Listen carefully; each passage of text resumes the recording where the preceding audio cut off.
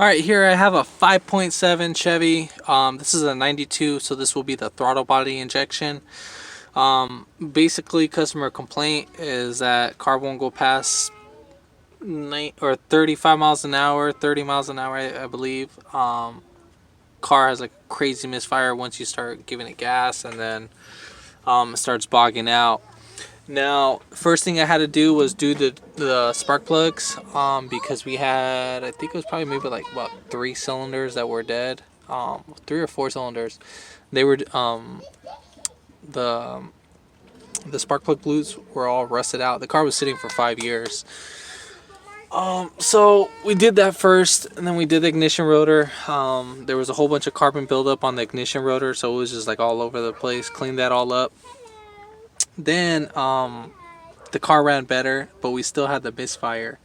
Now basically I'm going to kind of show you how I diagnosed it, just to make sure that you would find out the issue on this part. So first things first, I know obviously we're going to be in the middle of this, so normally you would have to take off all the screws that are holding this.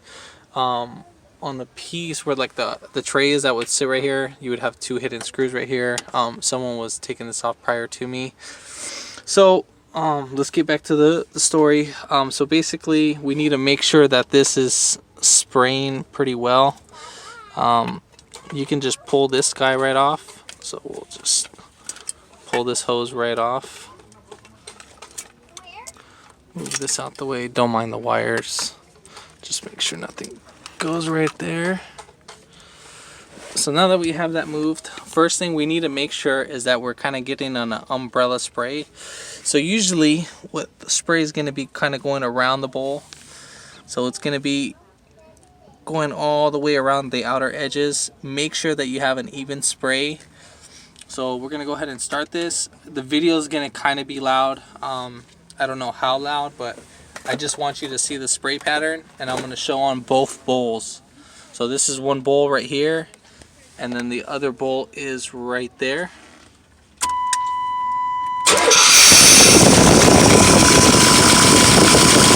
See how right there?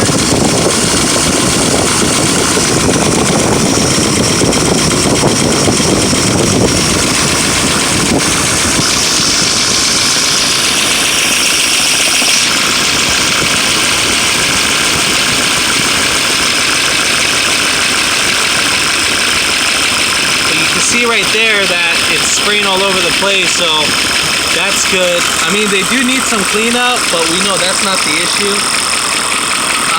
So same thing right here. You can see all those little droplets going all over the place. And you see that umbrella spray? That's what you want to see. If you see it spraying in one direction, then obviously you know that's an issue. So right there,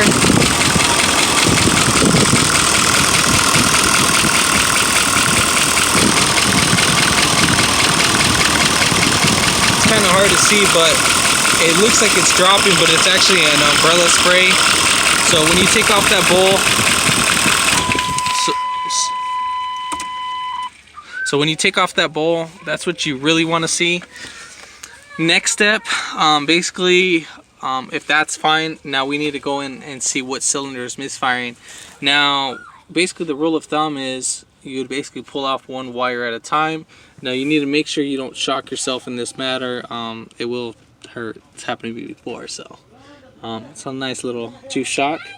But another way, what you can do is you can actually get a thermal gun and see what cylinder is running cold, and then this can kind of let us know. So basically I got this one at AutoZone. I can't remember what I spent on this. I think it was like 20 bucks. I'm actually pretty happy with it. I believe this is like an OEM tool. So this worked out pretty great. So we're gonna go ahead and start the car. I'm gonna let the car warm up for about 3 minutes so you can see which cylinders are hot and which ones are not. This will kind of see which cylinder's actually working and which one's not. So this is a pretty fast way of doing that instead of plugging each wire and then risking yourself of getting shocked.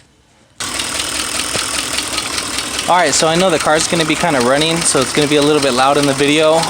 So basically we're going to go ahead and get our thermal gun. And basically what we want to go ahead and do is measure right here on the manifold.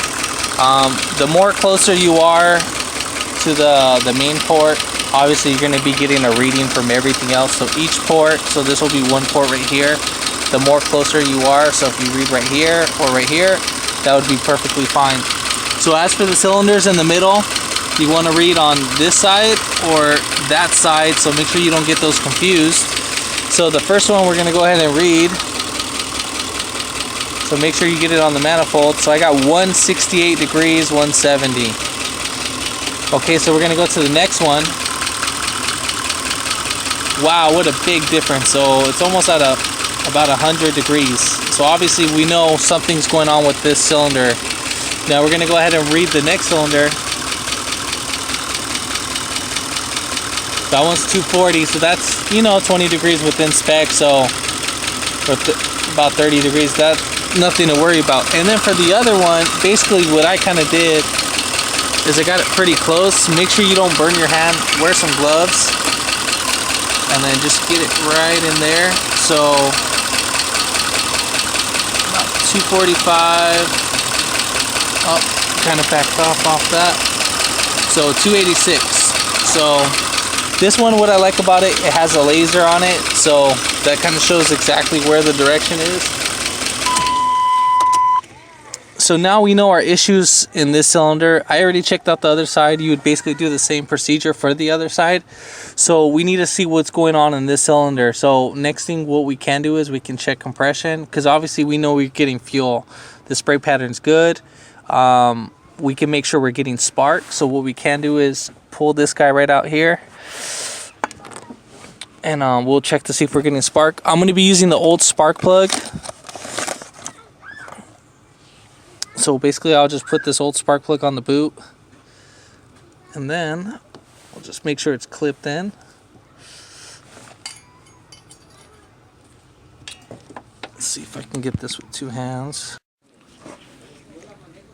Alright, so we're going to go ahead and put this guy right on. Make sure that this guy clips on pretty well.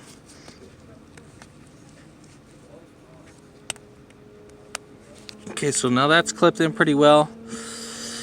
Alright, so we're going to go ahead and ground it out. Make sure you be careful that you don't shock yourself, because it's pretty fun when you do shock yourself. So we're going to go ahead and start it, and then we're going to go ahead and look at the spark. Blue or like an orange would be a really good spark.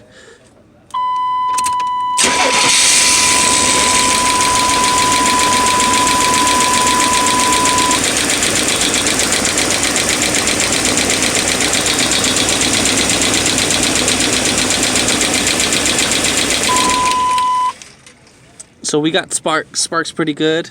Now we can see how the spark plug is. If we're getting spark plug at the old spark plug or the new spark plug itself, make sure that's not defective, but that's not the case.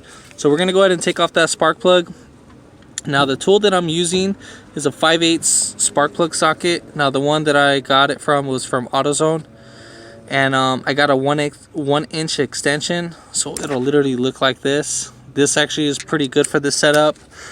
I use this on all the 5.7s to reach in on the vans specifically.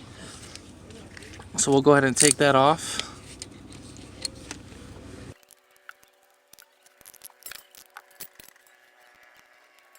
So we're going to be using a compression tester for this job. Well, we're going to check compression and see how that's going. We're going to go ahead and check one compression on cylinder 7, and then we're going to go ahead and check on 5. So you can get this from AutoZone. 27138 is the part number, and it'll basically come just like this. Well, this will be separate, so you would just screw this guy on. You can actually just screw this on itself, just by itself. We'll just go ahead and screw this on all together. Now make sure that you screw this on pretty tight, because if this backs off, this just kind of makes it a little bit difficult to take off. But you can go ahead and take off the nut. I believe it's either 17 or 19, I can't remember off the top of my head.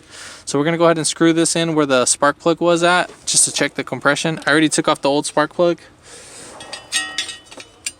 And so what I like to do is I like to angle it how the spark plug is, because the boot's going to be right there and it's going to be hard to spin right here. So I like to angle it from right here and then spin right here with my right hand. So I'll spin this while still holding the angle, just like that, and we'll spin everything all together. while still keeping the angle right here. Then once we get that going, okay, so we got that all seated in. Then here's our tester. So this is a quick disconnect. So we're gonna want to go ahead and do is, if you bend this, you won't get a good reading. So we need to go ahead and disconnect the fuel because we don't want it to be running while we're trying to check compression on the fuel injectors. So we'll go ahead and squeeze these clips right here, and then with our middle finger, so we're gonna squeeze with our index finger and our thumb, and with our middle finger we'll just lift right up. So you're gonna wiggle it back and forth, and then just put these to the side. Same thing. And so we're gonna go ahead and start it. Make sure you just kind of like tap crank it, so we don't want it to fully start. But we're gonna still check compression because I know this one's pretty bad. So we're gonna go ahead and check the compression. Let's get that focused in.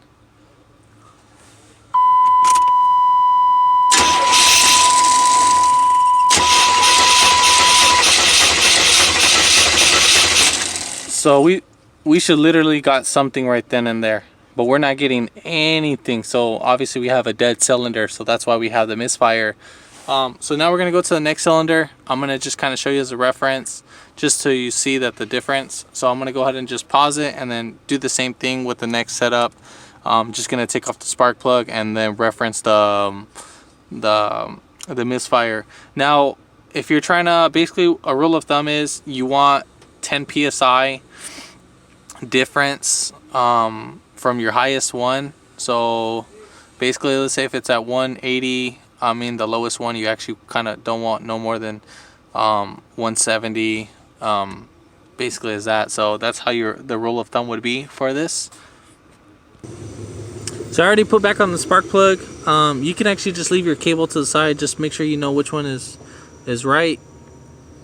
And then we're gonna go ahead and put on our hose.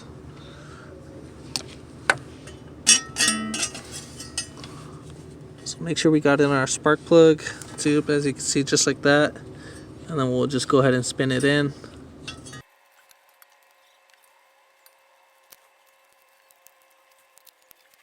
Alright, so we're gonna go ahead and crank it.